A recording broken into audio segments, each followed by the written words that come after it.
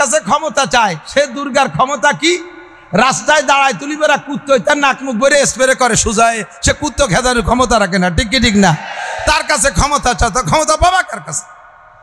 ওই ভদ্রলোক এই সব তো সনামের কাছে চায়।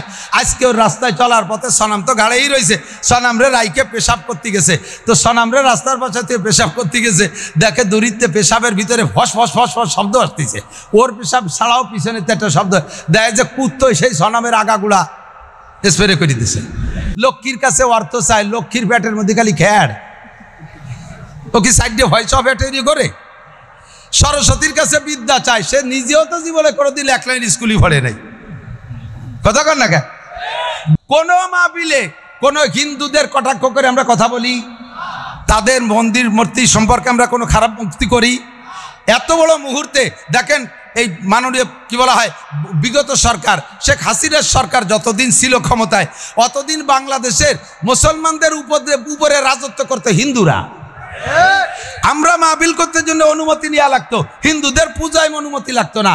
আমাদের মাইকি সাউন্ড বেশি হয়ে যায়, এতে শব্দ দূষণ হয় বিদায় আমাদের মাইক বন্ধ করে বক্সে ওয়াজ করা লাগছে। আর হিন্দুরাই একটানা 7 দিনের দিন 10 দিন পূজার মাইক এমন জোরে ধুমধাড়াক্কা চালায়, মসজিদে মুসল্লিরা নামাজ পড়তে পারে না, তাদের অনুমতি লাগে না, তারা এভাবে শব্দ দূষণ করে দেশে রাজত্ব চালাইছে। কথা বলেন ঠিক ঠিক না? আমাদের উপরে তারাই দেশে থেকে নির্যাতন করেছে, আমরা কখনো কিছু বলি নাই, আমরা কখনো কিছু বলি নাই, আল্লাহ দে ছেড়ে দিছি। আমরা তাদেরকে দেশের মেহমান মনে করেছি, মেহমানের মর্যাদায় রেখেছি। আমরা বাড়িওয়ালা হিসেবে আমরা আমাদের একটু লস মেনে নিছি। আমরা মুসলমান সংখ্যাগরিষ্ঠ, তারা আমাদের কাছে অমুসলমানরা সংখ্যালঘু, আমরা তাদেরকে মেহমানের মতো যত্ন করেছি। আমাদের মসজিদ বাংলা সরকার মসজিদ বানায় দেয় নাই, তাদের মন্দির ভাঙলে সরকার তার চাইতে দ্বিগুণ টাকা দিয়ে মন্দির বানায় দিছে, ঠিক কি ঠিক না? আমাদের মাহফিলের অনুমতি চাইছি, দেয় নাই, আর তাদের পূজা পাঠ করতে অনুমতি লাগে না, সব তাদেরকে দিয়ে করাই দিছে। তারা মেহমান, তাদের জন্য এটা আমরা করেছি, এটা আমরা মানবতা দেখাইছি। কিন্তু আমাদের দেশের আমাদের মুসলমান ভারতের ভিতরে সংখ্যালঘু, আর তারা হিন্দুরা সংখ্যাগরিষ্ঠ, তারা তো সে জায়গায় আমাদের সাথে মেহমানের আচরণ করে না। মুসলমানদের ঈদগার ভিতরে শুকর ছাড়িয়ে দেয়, মুসলমানদের মসজিদ ভেঙে ফেলে, বাবরি মসজিদ ভেঙে সেখানে মন্দির বানায়, এত বড় নির্যাতন করে। আমরা জীবন ভরে সহ্য করে নিয়েছি, এখন আমরা আর জবান বন্ধ রাখতে পারি না, আমরা জবান বন্ধ রাখতে পারি না। তোমরা যাদের পূজা পাঠ করো, তোমরা যাদের পূজা পাঠ করো, তাদের কোনো ক্ষমতা নাই। ভারত হলো ভেজালের গুরু, ভেজালের কারখানা। এদেশের যত ফরমালিন তাও আসে ভারতের থেকে, খাদ্যের ভেজাল ভারতের থেকে, তেলের ভিতরের ভেজাল ভারতের থেকে, সয়াবিন তেলের সরিষার তেল বানায়, এই ভেজাল ভারতের থেকে আসে। সকল খাদ্যের ভেজাল, ধর্মের ভেজাল, সম্পূর্ণ ভারতের থেকে প্রোটেকশন হয়। কথা বলেন ঠিক ঠিক না? গোলাম আহমদ কাদিয়ানি আমার নবীর এগেনস্টে নবুয়তি দাবি করেছে, আপনারা কি তাতে একমত? গোলাম আহমদ কাদিয়ানি নবী? কি বলেন? একটু জোরে বলেন। যে কাফের বলতে এই জায়গা মুখ বন্ধ করে রাখবেন, সবাই তো করছে, আমি একা নাকলি কি হয়েছে ধরে নেওয়া হবে। আর আসুকুতে নিসপুর রেজা, চুপ থাকা সমর্থনের লক্ষণ। মনে হবে যেন আপনি গোলাম আহমদ কাদিয়ানিকে নবী বলার পক্ষে। গোলাম আহমদ কাদিয়ানি কি? তাকে যারা কাফের না বলবে, তাকে যারা নবী বলবে তারা তো কাফেরই, তাকে যারা কাফের না বলবে তারাও কাফের, ঠিক কি ঠিক না? এর বাড়ি কোন জায়গা? ভারত। বাড়ি কোন জায়গা? দেখেন ইসলামের বিপক্ষে কত বড় বেয়াদবি। আমার নবী বলেন আনা খাতামুন নবিয়্যিন লা নবিয়্যা বাদি, আমি শেষ নবী, আমার পরে কোনো নবী আসবে। আমার আল্লাহ পাক রব্বুল আলামিন বলেন মা কানা মুহাম্মাদুন আবা আহাদিম মির রিজালিকুম ওয়ালাকিন রাসূলুল্লাহি ওয়া খাতামান নবিয়্যিন। মুহাম্মাদুর রাসূলুল্লাহ তোমাদের কাহারো আব্বা না, উনি হলেন গোটা মানব জাতির নবী ও রাসূল, আর উনি হলেন খাতামুন নবিয়্যিন, শেষ নবী, যার পরে আর কোনো নবী আসবে না। কথা বলি ঠিক কি ঠিক না? আমার নবীর পরে কোনো নবী আসবে না। গোলাম আহমদ কাদিয়ানি নবুয়তি করেছে, দাবি করেছে ভারত থেকে। ভারত সরকার তাকে সেখান থেকে উস্কাই দিয়েছে, তারে সহযোগিতা করেছে। আর এর সবচাইতে বেশি সহযোগিতা করেছে যাকে এখানে আবিষ্কারই করেছে তারা। ও মুসলমান, বাংলাদেশে যত ভণ্ড পীর আছে, যত মাজারপন্থী আছে, সমস্ত মাজারের গুড়া আসছে ভারত থেকে, ভারতের থেকে ভণ্ডপীরদের আমদানি হয়। সারা পৃথিবীতে যত ভণ্ডপীর আছে সমস্ত ভণ্ডপীরের মার্কাজ হলো ভারত, সেখান থেকে প্রোডাকশন হয়। এই ভারত হলো ধর্মের ভেজালেরও গুরু। গোটা দুনিয়ায় একটা তরতিবের সাথে কাজ করত, একটা তরতিবের সাথে কাজ করত। আমাদের বাংলাদেশে ধর্মীয় দল কতগুলো দেখেন, 3 মৌলবী 13 দল, ইসলামী দল রাজনীতিতে কতগুলো, 13টা দল সেদিন এক জায়গা হয়েছে, 13 দল। একটা দল ছিল ঐক্যমতে, আমেরিকার তবলিগলাদেরও যেই স্বভাব, জাপানের তবলিগলাদের সেই স্বভাব, সৌদি আরবের তবলিগলাদের সেই স্বভাব, 7টা মহাদেশের সব তবলিগলারা একসুত হয়ে গাতা, একই মিজাজে একভাবে কথা বলতো। আর এই তবলিগের ভিতরে বিশাল একটা ফাটল সৃষ্টি করেছে, যেই লোকটা সেই লোকটার বাড়িও কোন জায়গা? ভারত। ধর্মের ভিতরে ভেজাল সৃষ্টিকারী সবগুলোর বাড়ি ভারত। কোন মাহফিলে কোন হিন্দুদের কটাক্ষ করে আমরা কথা বলি? তাদের মন্দির মূর্তি সম্পর্কে আমরা কোনো খারাপ মুক্তি করি? এত বড় মুহূর্তে দেখেন এই মাননীয় কি বলা হয় বিগত সরকার, শেখ হাসিনার সরকার যতদিন ছিল ক্ষমতায়, অতদিন বাংলাদেশের মুসলমানদের উপরে রাজত্ব করতে হিন্দুরা। আমরা মাহফিল করতে জন্য অনুমতি নেওয়া লাগতো, হিন্দুদের পূজায় অনুমতি লাগতো না। আমাদের মাইকি সাউন্ড বেশি হয়ে যায়, এতে শব্দ দূষণ হয় বিদায় আমাদের মাইক বন্ধ করে বক্সে ওয়াজ করা লাগছে। আর হিন্দুরাই একটানা 7 দিনের দিন 10 দিন পূজার মাইক এমন জোরে ধুমধাড়াক্কা চালায়, মসজিদে মুসল্লিরা নামাজ পড়তে পারে না, তাদের অনুমতি লাগে না। তারা এভাবে শব্দ দূষণ করে দেশে রাজত্ব চালাইছে। কথা বলেন ঠিক ঠিক না? আমাদের উপরে তারাই দেশে থেকে নির্যাতন করেছে, আমরা কখনো কিছু বলি নাই, আমরা কখনো কিছু বলি নাই। আল্লাহ দে ছেড়ে দিছি। আমরা তাদেরকে দেশের মেহমান মনে করেছি, মেহমানের মর্যাদায় রেখেছি। আমরা বাড়িওয়ালা হিসেবে আমরা আমাদের একটু লস মেনে নিছি। বোঝেন বাড়িওয়ালা আর মেহমানের পার্থক্য? আপনি আপনার এদিক তাকান, আপনার একটা ভাইয়ের একটা উদাহরণ দিলে বুঝতে সহজ হয়। আপনার একটা ভাইরা বাইরে আপনি দাওয়াত দিয়েছেন, এই ভাইরার একটা ছেলে 5 বছর বয়স, বহুকাল আসে না আপনাদের বাড়ি, এই বাচ্চাটা হওয়ার পরে কোনোদিন আসে নাই। আপনার আদরের শালি মোহাব্বতের ভাইরা একটা বাচ্চা হয়েছে, তাও সেরকম দেখতে, দাওয়াত দিয়েছেন, তাদেরও পয়সা করি আছে, আসছে আপনার বাড়ি বেড়াইতে। আসার পরে আপনারও 5 বছরই একটা আছে ছেলে, তো 2 খালাতো ভাই একসাথে ঘরের মধ্যে আনন্দ করে খেলাধুলা করে ফুর্তি করে। এই খেলাধুলার ভিতর দিয়ে আপনার ছেলে বাড়ির একটা গিলাস, কাঁচের একটা গিলাস, আগে ছেলে রূপবান গিলাস 1.5 টাকা দাম, মনে আছে নাকি? ওয়াসা কাঁচের গিলাস, ওই গিলাসেরটা তার হাতেতে ছুটে পড়ে ভেঙে গেছে। আপনি কি করেন? আপনার ছেলেরে যে ঘাট ঠাইসে ধরে ধমাধম 2 থাপ্পড় ভাঙ্গে ফেলাই দেবো, গুঁড়ো করে ফেলাই দেবো। আপনার বাইরা এসে ঠেকাইছে, 1.5 টাকা দামের রূপবান গিলাস ভাঙছে, আপনার ছেলে 2 থাপ্পড় দিয়ে দিয়েছেন। কিছুক্ষণ পরে আপনার বাইরা ছেলে যে বেড়াইতে আসছে, সে যাই আপনার শোকেসের মধ্যে হ্যাঙ্গার ধরে নিয়ে আসছে, হ্যাঙ্গারের ভিতরে 12টা গিলাস, বেলজিয়াম গিলাস, এক একটা গিলাসের দাম 1300 টাকা। এই 12টা গিলাস ধরিয়ে আইলে স্লিপ করে পড়িয়ে সব কটা গুঁড়ো গুঁড়ো করে ফেলাইছে। আপনার ছেলে 1.5 টাকা দামের একটা গিলাস ভাঙছে, 2 থাপ্পড় মারিয়ে দিয়েছেন। এইটা আপনার ভাইরা ভাই দেখছে, সেই ভাইরা ভাইয়ের ছেলে 12টা গিলাস, এক একটা গিলাস 1300 টাকা দাম, ভাঙ্গে গুঁড়ো গুঁড়ো করে ফেলাইছে। আপনার কেমন লাগতেছে এইটা অনুভব করে আপনার ভাইরা ভাই তার ছেলেরে যায় থাপ্পড় শুরু করছে, এক করে শেষ করে ফেলাই দেবো, আর কোনোদিনে বাড়ি আনবো না। আপনি সে সময় কি করবেন বলেন তো? আপনি আপনার ভাইরা ভাইরে ধমক দেবেন, হ্যাঁ সেটা ওরে মারিস না, ও ছোট মানুষ, ও কি বুঝে, ও কি বুঝে, ও গিলাস ভাঙছে কি হয়েছে, কি ওরম গিলাস আমার শোকেস ভরা রয়েছে, ওরে আর ফিরে মারলে কিন্তু খবর আছে।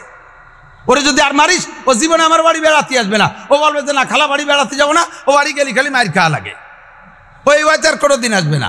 এখন ভাইরা ভাই কি কয়, আমারটা 12টা ভাঙলো, তাতে তুমি মারতে যাও না, তোমারটা দিয়ে 1.5 টাকা দামের একটা ভাঙছে, তারে দিয়ে 2 থাপ্পড় দিলে, ওটা হলো বাড়িওয়ালা আর ওটা হলো মেহমান।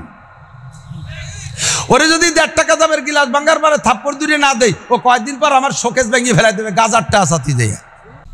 এটা হলো বাড়িওয়ালা, মেজবান আর মেহমানের পার্থক্য। কতক্ষণ আমরা মুসলমান সংখ্যাগরিষ্ঠ, তারা আমাদের কাছে অমুসলমানরা সংখ্যালঘু, আমরা তাদেরকে মেহমানের মতো যত্ন করেছি।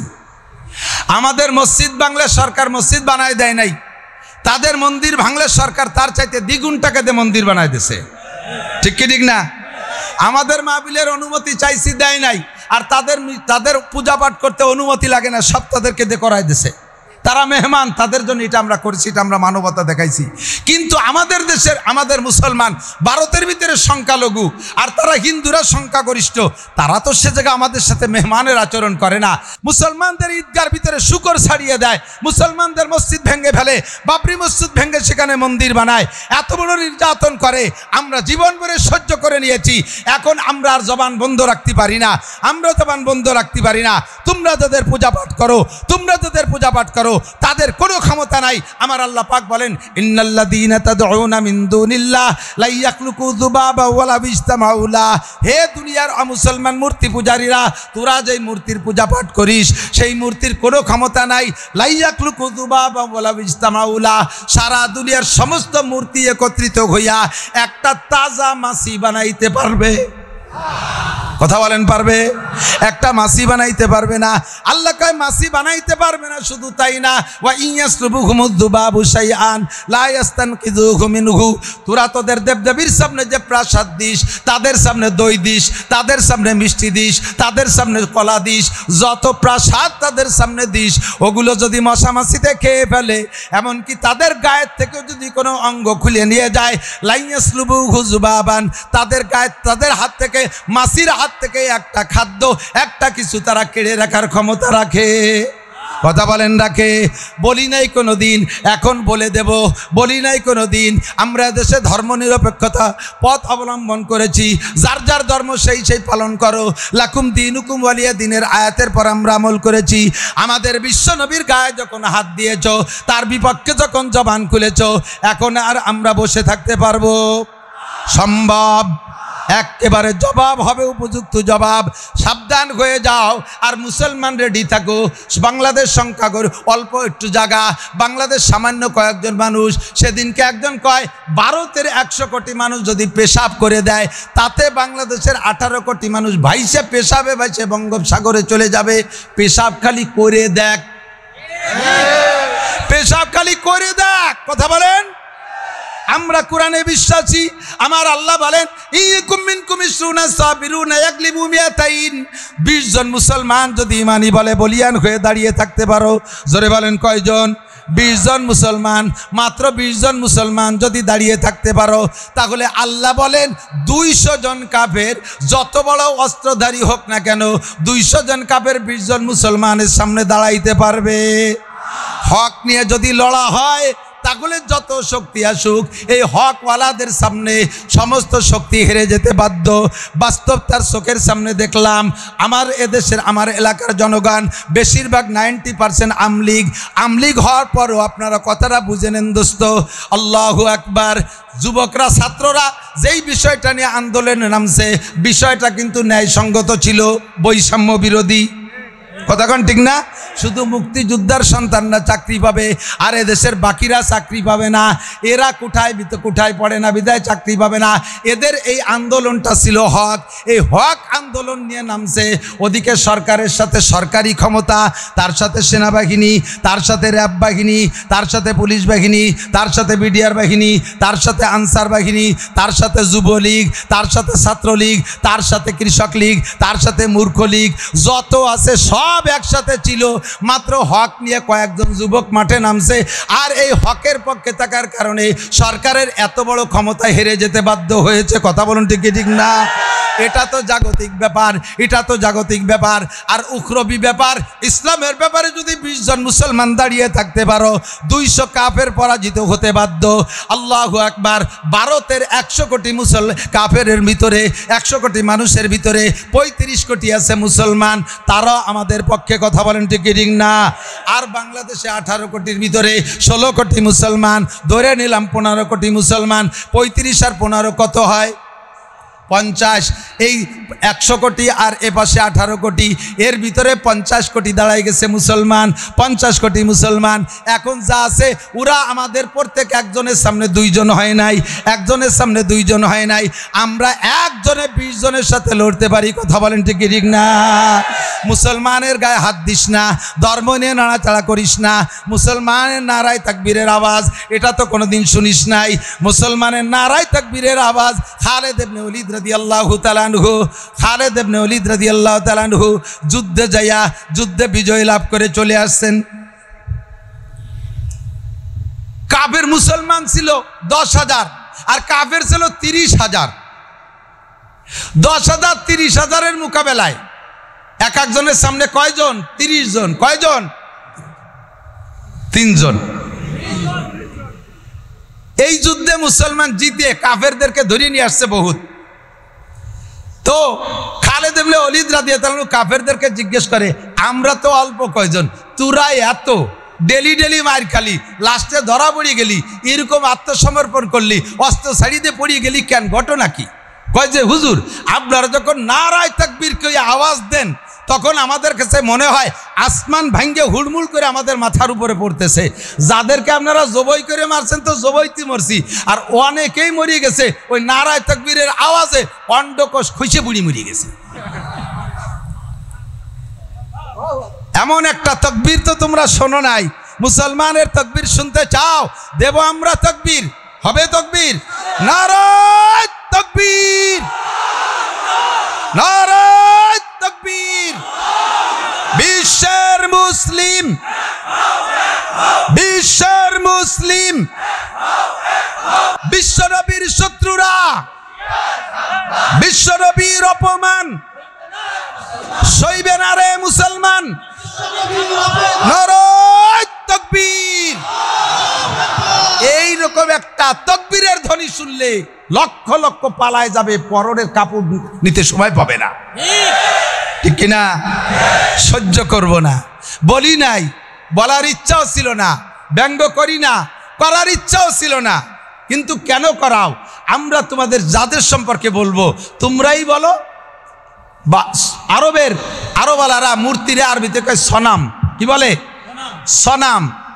এই সনাম পূজারী একজন, অনেক বয়স, 100-র উপরে বয়স, একটানা 80 বছর পর্যন্ত সে তার প্রতিজ্ঞা ছিল, আমি যেখানে যাব সনামকে সাথে রাখবো, সনামরে পূজা করব, সনামের জিকির জপ। আমরা জিকির করি আল্লাহ, বলেন আল্লাহ আল্লাহ, আল্লাহু আল্লাহ, আল্লাহ আল্লাহ, আল্লাহু আল্লাহ, আল্লাহ আল্লাহ, আল্লাহু আল্লাহ। সমাদ সমাদ, বলেন সমাদ সমাদ সমাদ সমাদ। কার নাম? কুল হু আল্লাহু আহাদ, তারপরে আল্লাহু সমাদ, সমাদ আল্লাহর নাম। উনরা আরবিতে ওনাদের মূর্তি রেখে সনাম। এই সনামরে গাড়ে করে চলাফেরা করে সব জায়গায়। এক জায়গায় যাইয়া ওর পেশা পাইছে সনাম রে, সনামের কাছে তো মুনাজাত করে, এটা দাও ওইটা দাও সেটা দাও, সব চায়। লক্ষ্মীর কাছে অর্থ চায়, লক্ষ্মীর পেটের মধ্যে খালি খেয়ার, ও কি সাইডে হয় সব তৈরি করে। সরস্বতীর কাছে বিদ্যা চায়, সে নিজেও তো জীবনে কোনোদিন 1 লাইন স্কুলই পড়ে নাই, কথা কর না কেন? দুর্গার কাছে ক্ষমতা চায়, সে দুর্গার ক্ষমতা কি? রাস্তায় দাঁড়ায় তুলি বেড়া কুত্তো তার নাক মুখ ভরে স্প্রে করে সুজায়, সে কুত্তো খেদানোর ক্ষমতা রাখে না, ঠিক কি ঠিক না? তার কাছে ক্ষমতা চায়, তো ক্ষমতা পাবা কার কাছে? ওই ভদ্রলোক এই সব তাই সনামের কাছে চায়। আজকে ওর রাস্তায় চলার পথে সনাম তো গাড়েই রয়েছে, সনামরে রাইকে পেশাব করতে গেছে, তো সনামরে রাস্তার পাশে থেকে পেশাব করতে গেছে, দেখে দূরিত্বে পেশাবের ভিতরে ফস ফস ফস ফস শব্দ আসতেছে, ওর পেশাব ছাড়াও পিছনে একটা শব্দ দেয় যে কুত্তই সেই সনামের আগাগুলা স্প্রে করে দিছে। ও তো ওই পেশাবের মধ্যেই রেগে গেছে, আইসা সনামের ঠ্যাং ধরিয়া দমাদম পাথরের সাথে বাড়ি, তোরে শেষ করে ফেলাই দেব বদমায়েশ।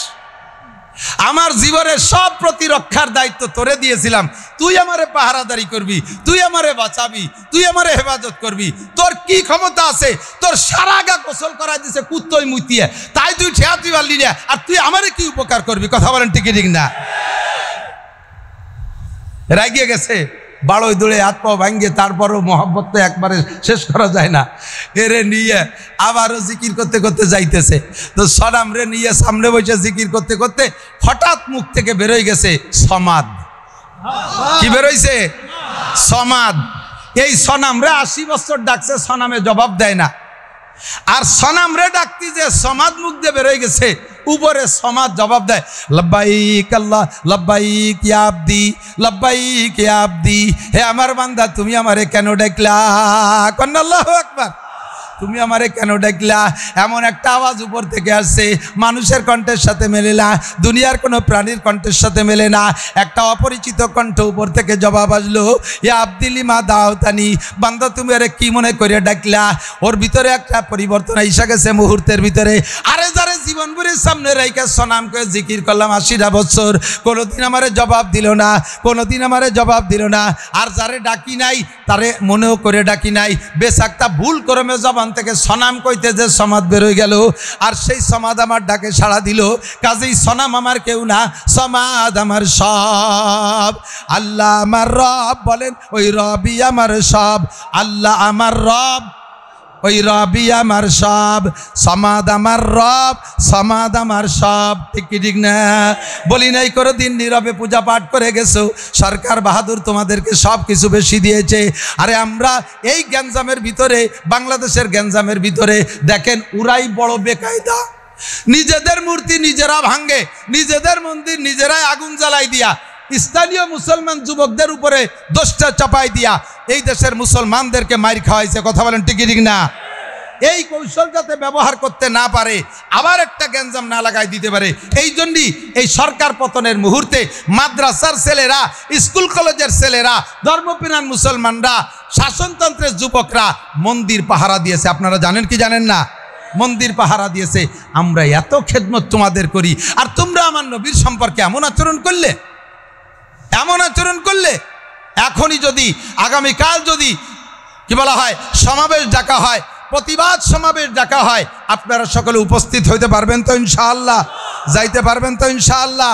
কাজের বাহানা দেবেন, কাজের বাহানা দেবেন। নবী না আসলে আপনি দুনিয়া আসতে পারতেন না, আপনার সব কাজ পড়ে থাকতো, আপনি কিছুই করতে পারতেন না। নবী আসার কারণে আপনার জন্ম হয়েছে। ও দোস্ত, আমার নবীর অপমান এইটা আমরা সইতে পারবো না। আগামীকাল যদি আমাদের ডাক আসে, ইনশাআল্লাহ আমরা বেরিয়ে পড়বো, ঠিক আছে না?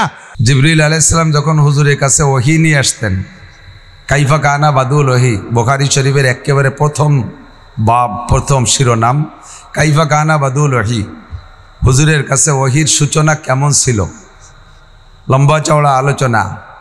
যখন ওহি আসতো হুজুরের কাছে, তখন হুজুর আলাইহিস সালাতু ওয়াস সালাম কঠিন শীতের মধ্যেও সাহাবাই কেরাম কম্বল গায়ে দিয়ে বসে আছে, আর হুজুর ঘামিয়ে যাইতেন একেবারে, তরবাতার জামা গেঞ্জি সব ভিজে যাইত।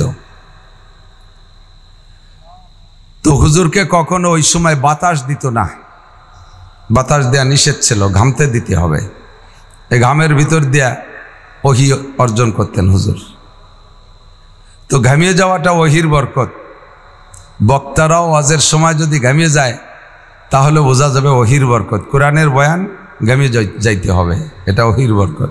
ফ্যানের বাতাস নিয়ে এই ওহির বরকতকে সরাই ফেললে ঠান্ডা হয়ে গেলে গলা বসে যায়। এই জন্য আমি ফ্যানের বাতাস সইতে পারি না, যারা পারে তারা তো শরীর স্বাস্থ্য ভালো। বক্তা শ্রোতার ভিতরে কাছাকাছি হইলে রহমত বেশি হয়। আল্লাহ পাক রব্বুল আলামিন নবী আলাইহিস সালামের কাছে প্রথম যে ওহী পাঠাইছে, গারে হেরায়, জাবালে নূরে। হাজী সাহেব যারা গিয়েছেন তারা দেখেছেন, বুড়োকালে হজে গেলে পরে ও জায়গা যাওয়া সম্ভব না। সময় মতো হজে যেতে হবে, শক্তি থাকতে যাইতে হবে। আমি এখন দুর্বল হয়ে যাচ্ছি ধীরে ধীরে। এবছর যাইয়া জাবালে নূরে উঠতে সাহস পাই নেই। আমার ছোট দুই ছেলেকে নিয়ে গেছি, ওরা পেলপেল করে উঠে চলে গেছে। 13 সালে হজে গেছি, মাশাআল্লাহ সে সময় শক্তি সাহস বেশি ছিল।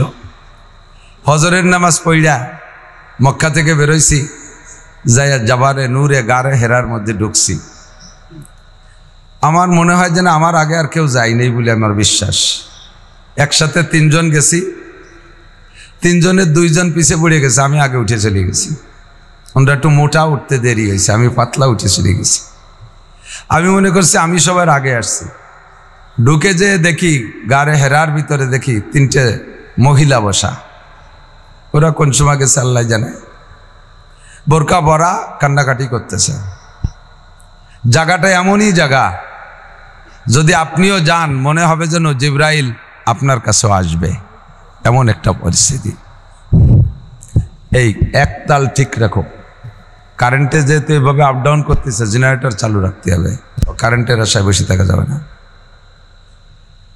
আপনিও যদি গারে হেরার মধ্যে যান তখন আপনার মনে হবে যেন জিবরাইল আপনার সাথে এখানে আসবে, সাক্ষাৎ করবে, এমন একটা হাল তৈরি হয়ে যায়। আল্লাহ পাক আমাদের সকলকে যার তৌফিক দান করেন, বলেন আমিন। যাবেন তো ইনশাআল্লাহ? নিয়ত আছে, সময় থাকতে যাবেন। তো হুজুর আলাইহিস সালাতু ওয়াস সালাম একটানা 40 দিন গারে হেরার মধ্যে বসা। 40তম দিন লাইলাতুল কদর।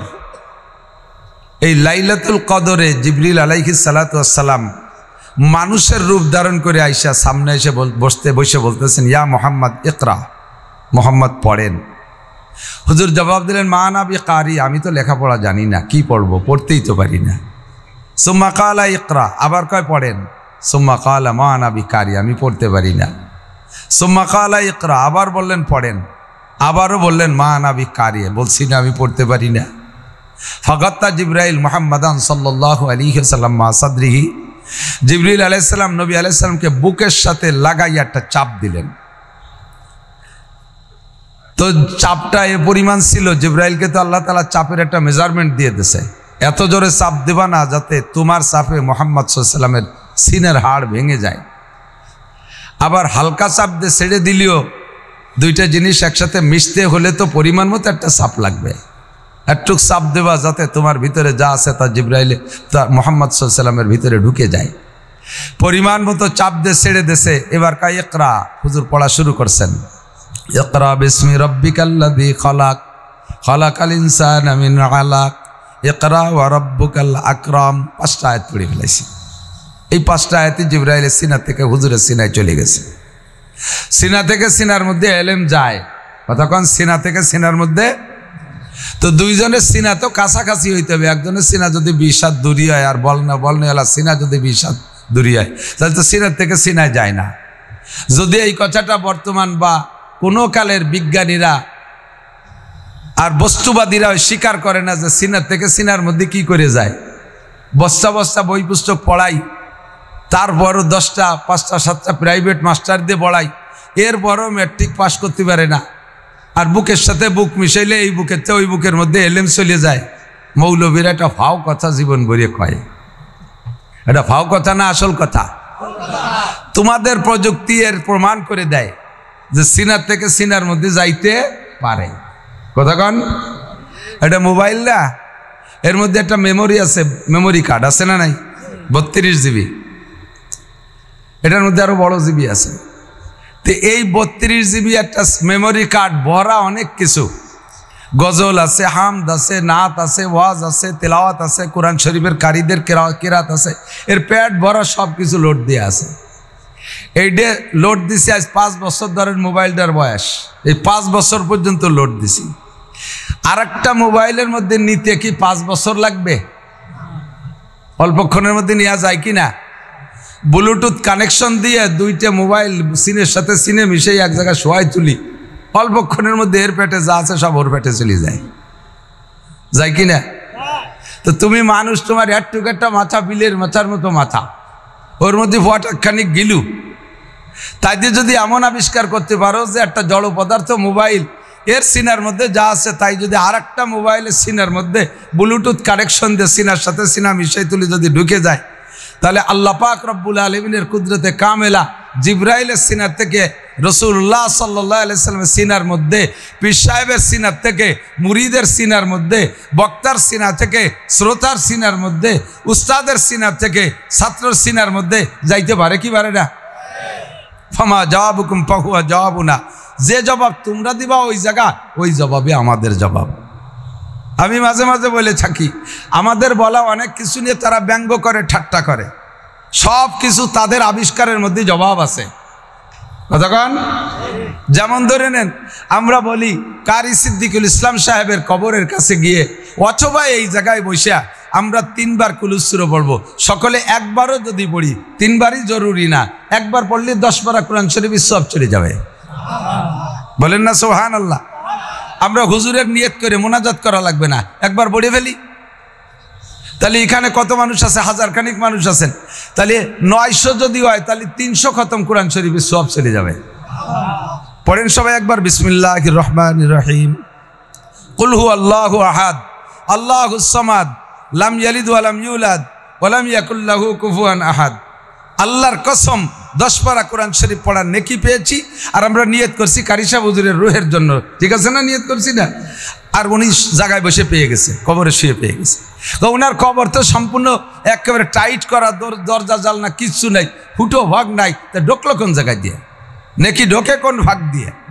তো বলবো তোমারও যে ভাগ দিয়ে ঢোকে ও জায়গাও সেই ভাগ দিয়ে ঢোকে।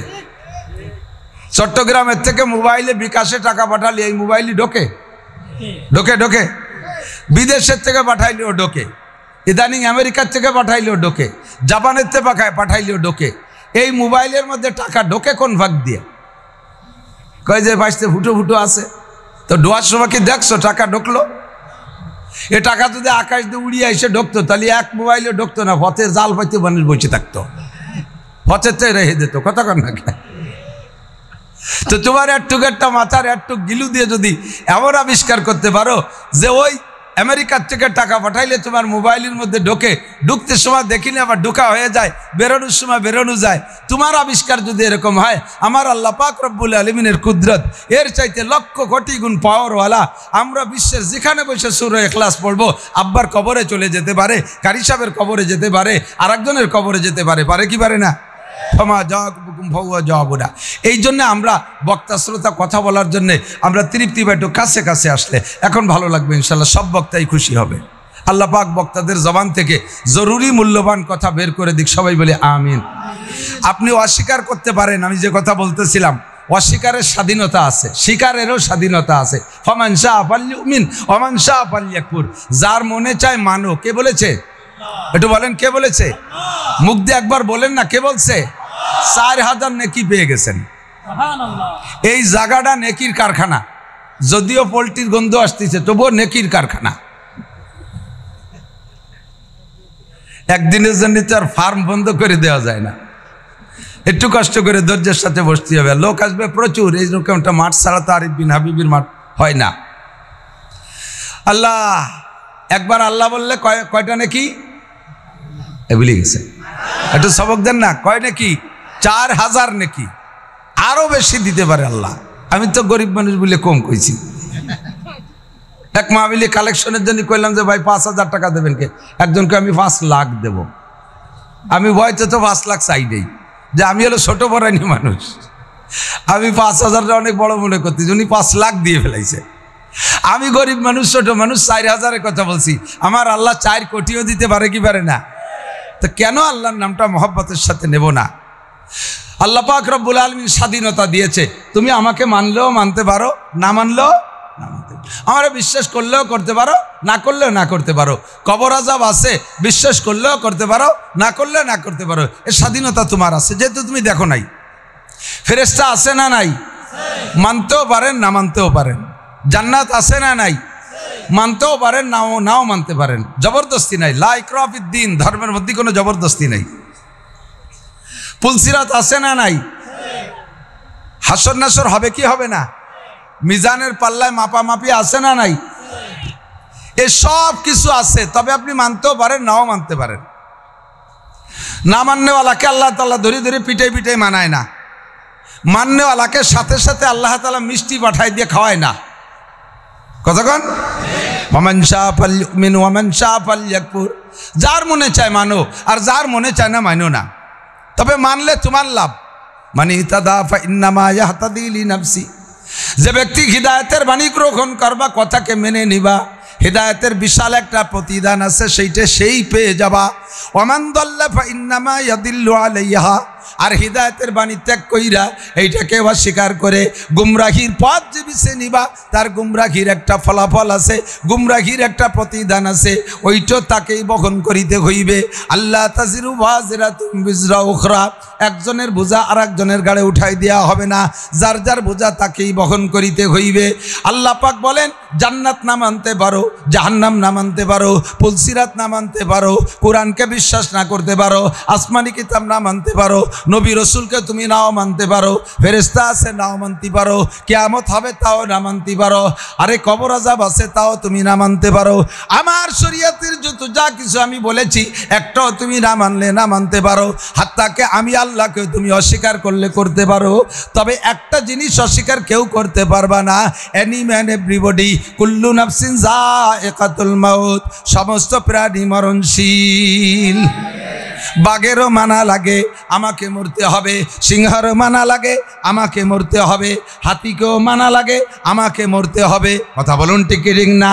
আরে শুধু আমরাই না, ফেরেশতা পর্যন্ত জানে একজন ফেরেশতাও থাকবে না।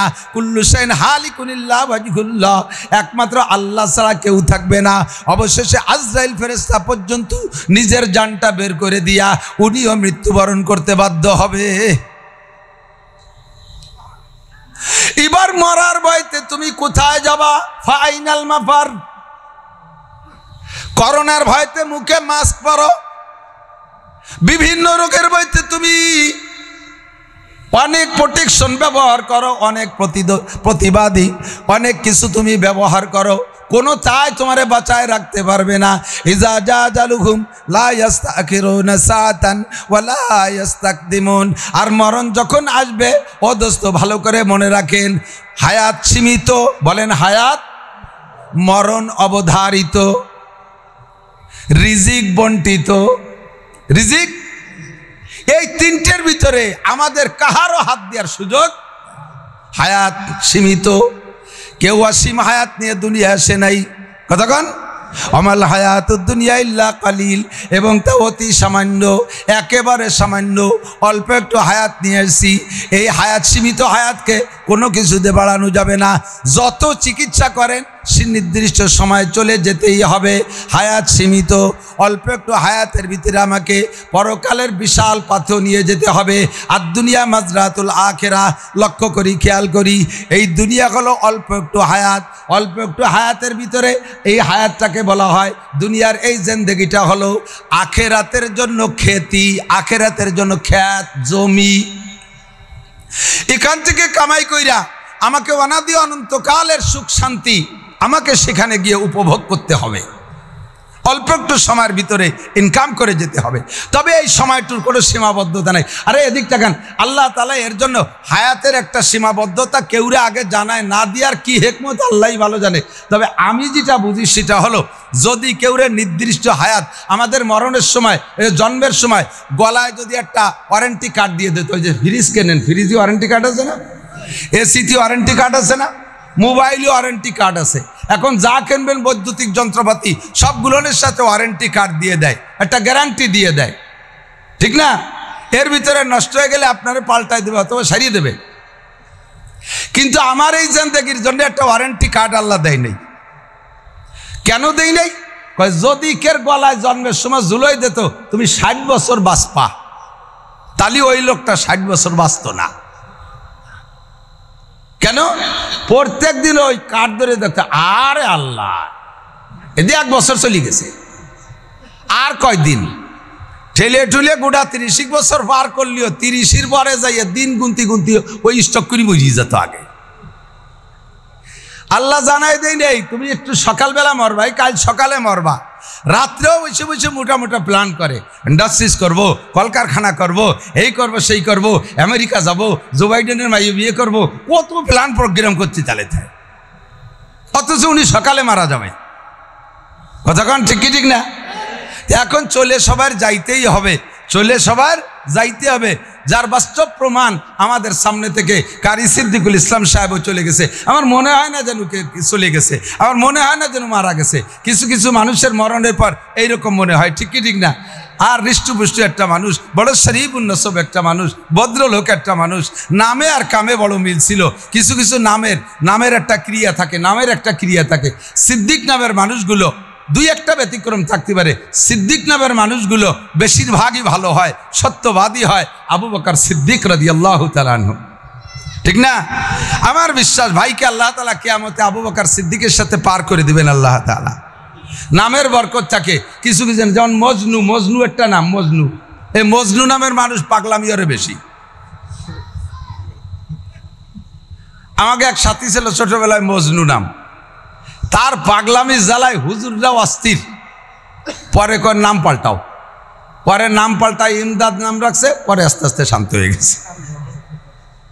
কিছু কিছু নামের বরকত থাকে। তো সিদ্দিক নামও বড় বরকতি নাম, সত্যবাদী। কি বাদী বলেন? আল্লাহ তাআলা ভাইকে মাফ করে দিক, বলেন আমিন। তো অল্প সময়ের ভিতরে চলে গেছে, সময় যখন হয়ে গেছে কেউ বলা যাবে না যে অকালে মৃত্যু হয়েছে।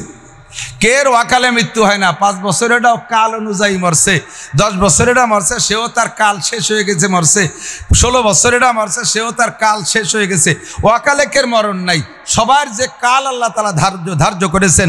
আল্লাহ পাক বলেন, কুল ইন্নাল মাউতাল্লাযী তাফিরুনা মিনহু, বলে দাও উম্মতের কাছে, যেই মরণের ভয়তে তুমি পালায় বেড়াচ্ছ, তাফিরুনা মিনহু ফাইন্নাহু মুলাকিকুম, ওই মরণে তোমার সাথে সাক্ষাৎ করবেই করবে। ফাইন্নাহু মুলাকিকুম, তুমি যেখানেই থাকো না কেন সে জায়গা যে তোমার মরণে ধরবে, যেটা তোমার টাইম আছে সেই সময় মরবে।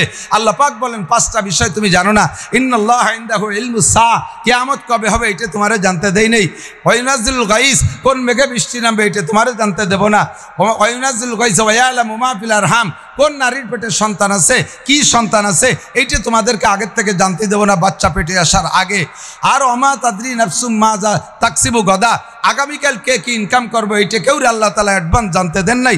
ওমা তাদরি নাফসুম বিআইয়ি আরদিন তামুত, কে কোন জায়গা যে মারা যাব এইটা কেউ আল্লাহ তাআলা জানতে দেয় নাই। কে কখন মারা যাবে, যার যেখানে মরণ আছে তাকে সেখানে যেতেই, আমি আপনিও মারা যাব। সংক্ষিপ্ত কথা হলো, সময় আমার কম, আজকে এখানের দাওয়াত রাখতে চাইনি। তারপরও কারি সাহেবের কথা শুনে আমি সব ঝামেলা বাদ দিয়ে অল্প একটু সময় এখানে ওনার ইসালে সোয়াবের জন্যে, ওনার জন্য দোয়া করার জন্যে আসছি। সুপরামর্শ একটা হলো, আল্লাহ নবী বলেন, উজকুরু মাহাসিনা মাউতাকুম, খুব খেয়াল করব।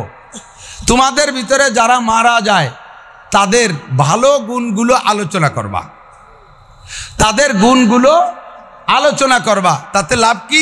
পরিষ্কার হাদিসে আছে, হুজুর একদিন এক জানাজার পাশে দাঁড়ায় বলেন, যদি তোমরা কোনো মৃত্যু ব্যক্তি সম্পর্কে 40 জন মানুষের সাক্ষী দাও যে লোকটা ভালো ছিল, তাহলে আল্লাহ পাক তাকে ভালো বিবেচনা করে মাফ করে দিবেন। কুমাইতে কুমাইতে সাহাবায়ে কেরাম নিয়ে আসলেন মাত্র 3 জনের মধ্যে।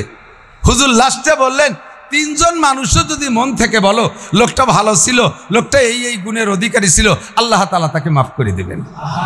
আমাদের মধ্যে কেউ যদি এরকম আমাদের প্রশংসার বদৌলতে ক্ষমা পেয়ে যায়, তাহলে আমাদের কোনো লস আছে? কোনো লস আছে? কাজেই আমরা প্রশংসার সাইডটা রাখবো, তবে প্রশংসা করতে হবে ভালো দিক দিয়ে। আমি আগে একদিন ইউটিউবের ভিতরে একটা জানাজার ভিতরে জানাজায় দাঁড়াইলে তো মানুষ সেইগুলো বলা বলি করে, আর কোন কোন এলাকায় প্রথা আছে, জিজ্ঞেস করে উনি কেমন ছিলেন, সবাইকে ভালো ছিল, উনি কেমন ছিলেন, ভালো ছিল। এইটা নিয়ম না, এইটা নিয়ম না। কারণ ওই গতানুগতিক বলতে খারাপ ছিল জানে কেউ কেউ, সে ওই তালে তালে মিথ্যে কথা কয় ভালো ছিল। কিন্তু ওই জায়গায় দাঁড়ায় দেখতেছি নেতারা দাঁড়াইয়া ওই মাইয়েতের প্রশংসা করতেছে, কয়েকজনে কয়েক রকম বলছে। তো একজনে বলতেছে উনি বড় ভালো মানুষ ছিলেন, আমাদের সাথে কত যে কনসার্ট করছেন, কত জায়গা উনি গান গেয়েছেন, আর কত যে উনি ড্যান্স করতেন, উনার ড্যান্স মেয়েদের চেয়ে সুন্দর ছিল, উনি বড় ভালো ছিলেন। ফেরেশতারা কি কয় জানেন? তো ড্যান্স করাটারে খালি আমাকে রেঞ্জের মধ্যে পাঠা, কবরে দে, ওরে মাজা বাড়ো ভাঙি বেলায় তো ড্যান্স করাই ছাড়িয়ে দেবে। গান গাইতে ভালো, সুদ খাইতেন ভালো, ভালো ঘুষ খাইতেন, এদেশের মানুষের কাছে যথেষ্ট পয়সা নিয়ে এনে চাকরি দিয়েছেন, এদেশের ভালো ভালো কিছু করেছেন। রাতের বেলা উনি চুরি করতেন, উনি ফার্স্ট ক্লাস ডাকাত ছিলেন, ডাকাতির লিডার ছিলেন, উনি 1 নম্বর মিথ্যাবাদী ছিলেন। এগুলো করার দরকার নাই। সেদিন একটা জানাজা পড়াইছি, সেই জানাজার যে মাইয়াতের উদ্দেশ্যে ওই মসজিদ মহল্লার ইমাম সাহেব সাক্ষী দিচ্ছেন, উনি বাড়ি আসছেন খুলনা থেকে আজ থেকে 12 বছর আগে। এই 12টা বছর আমি এই মসজিদের 16 বছর ইমাম, উনি আসছে 12 বছর বাড়ি। 12 বছরের ভিতরে একটা ওয়াক্ত জামাতের নামাজ ওনার মিস হতে দেখিনি। ইমাম সাহেব যদি মুসল্লি সম্পর্কে এমন সাক্ষী দেয়, এবং উনার কোরআন শরীফ পড়াটা এত সুন্দর ছিল যে আমার অনুপস্থিতিতে উনি আমার স্থানে ইমামতি পর্যন্ত করতেন। আমি ঘুম থেকে না উঠলেও ফজরের সময় এসে আমাকে ডেকে উঠাইতেন। আমার জানা মতো উনি তাহাজ্জুদও ছাড়তেন না। এই জাতীয় প্রশংসার কথাগুলো ওই লোকটার মরণের পরে বিশাল উপকারে আসে। আমাদের যদি জানা থাকে, আমি যেটা জানি কারি সিদ্দিকুল ইসলাম সাহেব ভাইয়ের সম্পর্কে, আমার সাথে কোনোদিন উনি টকিঝকি করেন নাই, মানুষের উপরে প্রেশার ক্রিয়েট করতেন না। আমাদের দাওয়াত দিতে যায়, অনেকেই যায়, বক্তাদের দাওয়াত দিতে যায়, যাইয়ে একেবারে পাড়ায় ধরে দাওয়াত একটা রাখতেই হবে, যদি আপনি দাওয়াত না রাখেন তাহলে মমতাজ রেদে গান দেব। কে হিসাবে রিকেট দেশে আমার চিন্তা হতে পারে, আপনি যদি দাওয়াত না রাখেন তাহলে আমরা আইডি নাড়ই দেব। এভাবে এমন প্রেশার দেয়, অথচ ডায়েরিতে খালি নেই। কারি সব যাইতেন, হুজুর এই তারিখ খালি আছে, আছে খালি, তাই লিখে নেন। এরপরে যদি বলতাম না ওই তারিখ খালি নাই, ইনশাল্লাহ আগামী বছর দাওয়াত নেব ইনশাল্লাহ। হুজুর আসছি তাহলে, আসসালামু আলাইকুম। কোন বক্তা এই মাদ্রাসায় আসছে আর উনি যেখানে পড়াইছে তাকে দ্বিতীয়বার দাওয়াত দিলে সে আসবে না, এরকম আচরণ উনি কোনোদিন করতেন না। উনার নাম শুনলে আসার জন্য ব্যস্ত থাকতেন, লম্বা চওড়া টাইম ওয়াশ করার জন্য বিরক্ত করতেন না, হাসি মুখে কথা বলতেন, সত্য কথা বলতেন। একজন দিনদার মানুষ ছিলেন, লিবাজিল্লা আল্লাহর হস্তে খেদমত করেছেন। আপনারা কি সত্য, আমি কি সত্য বলতেছি বলেন? সত্য বলতেছি বলেন? আপনারা মনের থেকে ছাড়া বলবেন না। আর স্থানীয়ভাবে আপনাদের লেনদেন কেমন ছিল সেটা জানি না, আমি গুণটা এজন্য বলতে বাধ্য। দোস্ত, হযরত ঈসা আলাইহিস সালাতু ওয়াস সালাম একবার সাথীদেরকে নিয়ে রাস্তা দিয়ে হাঁটতেছে। হাঁটতে হাঁটতে হাঁটতে হাঁটতে কত দূর যাইয়া রাস্তার পাশে দেখে উনার চোখের সামনে পড়ে গেছে একটা মরা বিলেই, বিড়াল মরা। এদিক একটা বিড়াল মরা, তো মরা বিড়ালটার মরিয়ে তো গেছেই, এরপরে পচছে, পচার পরে পোকা হয়ে গেছে। এই জাতীয় প্রাণী মরলে পোকা হয়, চোখে জীবনে একটা দূরে দেখছেন নাকি আমি জানি না। পোকা এত হয় যে ভিতরে নিচে যে মুর্দা আছে তাও দেখা যায় না, খালি পোক হয়ে যায়, এমন একটা অবস্থা। আমি যেভাবে বলছি আমার নিজেরই ঘৃণা লাগতেছে। হযরত ঈসা আলাইহিস সালাতু ওয়াস সালাম ওই পচা পোকাওয়ালা মরা বিড়ালের কাছে দাঁড়াই গেছেন। সব সাথীদেরকে ঈসা আলাইহিস সালামের সাথীদেরকে বলা হয় হাওয়ারি, আর আমার নবীর সাথীদেরকে বলা হয় সাহাবী।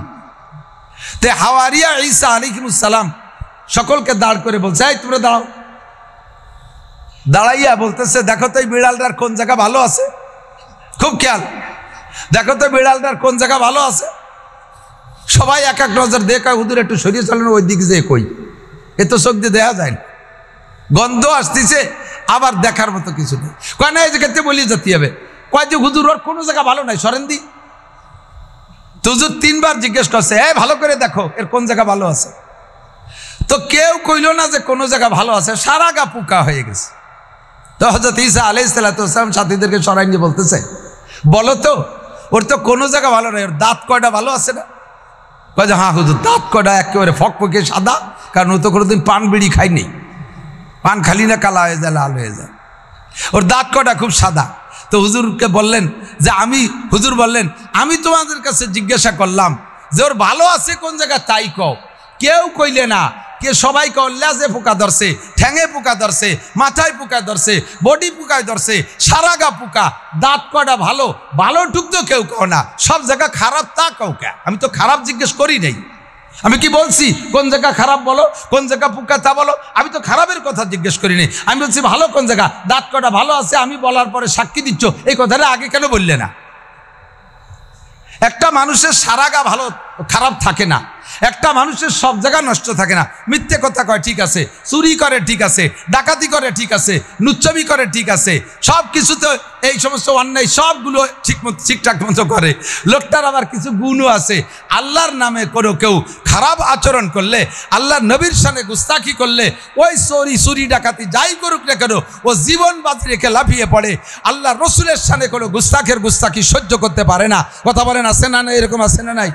ও আমার যুবক ভাইরা, নামাজ পড়ো না, রোজা রাখো না, দাড়ি কাটো, দাঁড়ায় মতো, খাড়ায় খাও, আইটি পায়খানা করো, মদ খাও, গাঁজা খাও, ইয়াবা খাও, পেনসিডিল খাও, জিনা করো, ব্যভিচার করো, চুরি করো, ডাকাতি করো, যেই যা করো না কেন, ভারতের হিন্দু, ভারতের পুরোহিত বদমাইশ আমার নবীর মূর্তি বানাইয়া, আমার নবীর নামে মূর্তি বানাইয়া, মূর্তির নাকটা ভেঙে দিয়ে কয় মুহাম্মাদের নাক ভাঙলাম। তোমরা মুসলমান সহ্য করতে পারবে? কখনো সহ্য করা সম্ভব? দেহের ভিতরে এক জাররা রক্ত থাকতে এর প্রতিবাদ আমি না করে ফিরে আসতে পারি না। কথা বলেন ঠিক ঠিক না? এমন গুণ যদি থাকে সেই গুণটা আমি কেন বলবো না? মুসলমান বিশ্বনবীর বিশ্বনবীর অপমানে যদি না কাঁদে তোর মন, কাজী নজরুল ইসলামের কথা, ঠিক না? উনি কবিতা লিখেছে, বিশ্বনবীর অপমানে যদি না কাঁদে তোমার মন, মুসলিম না মুনাফিক তুমি রবিজির দুশ্মন। ভারত থেকে সমস্ত সব 2 নম্বরের প্রোটেকশন হয় ভারত থেকে।